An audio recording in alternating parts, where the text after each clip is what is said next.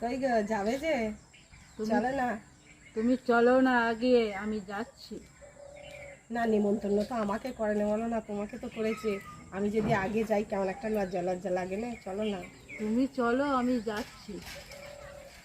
তাহলে আমি তখন যাই। এই যে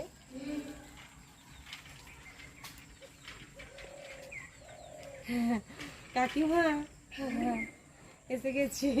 তো এই চলে এলাম। তুমি এলে, তোমার কর্তাকে তো নেমন্তন্ন করা হয়েছিল।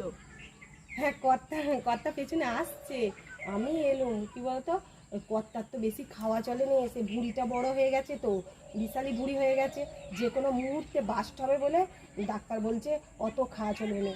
এবার ধরো তোমরা তো একটা 300 টাকার প্লেট আয়োজন করেছো বলো, এবার যে যে ধরো আমি সেই প্লেটটা তো নষ্ট হবে, সেই হিসাবে ও বললো ওরা বলতে ভুল করলি, বা স্বামী ছাড়া স্ত্রী, স্ত্রী ছাড়া স্বামী কি হয়, সেই জন্যই আমাকে আবার সঙ্গে করে নিয়ে এলো, বললো তুমি চলো, তুমি আমারটা দুজনেই খাবো। হ্যাঁ, ও তো বেশি খেতে পারবে না, ও তো সুগার ফুগার তো ভর্তি, বলো না, ও খাবে না বেশি, এই জন্য আমি এলো।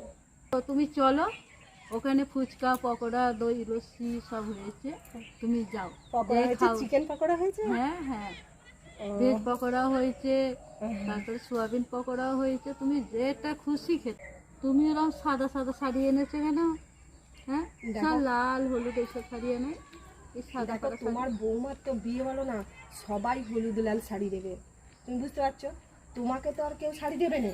কাকিমা, আমি দেখো তোমাকে খুবই ভালোবাসি, সেই হিসাবে না আমি বলছি যে কাকিমার জন্য একটা শাড়ি নিয়ে যাই বলে আমি তাই জন্য তোমার জন্য শাড়িটা নিয়ে এসেছি।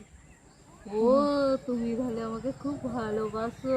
হ্যাঁ, তাই ও জন্য তোমার জন্য নিয়ে এসেছি। তাই, সবাই তো প্যাকেটে করে আনে, তুমি আমার হাতে করে ঝুলিয়ে ঝুলিয়ে এনেছো কেন? প্যাকেটে করে এবার আনলে দেখো, সেটা। দেখো আমি একটা কি কথা বলে, দেখো প্যাকেটে করে নিয়ে আসবো, প্যাকেটে করে তো কেউ দেখতে পাবে না, সবাই একটা কৌতূহল থাকবে, ওর প্যাকেটে কী ছিল, ওর প্যাকেটে কী ছিল।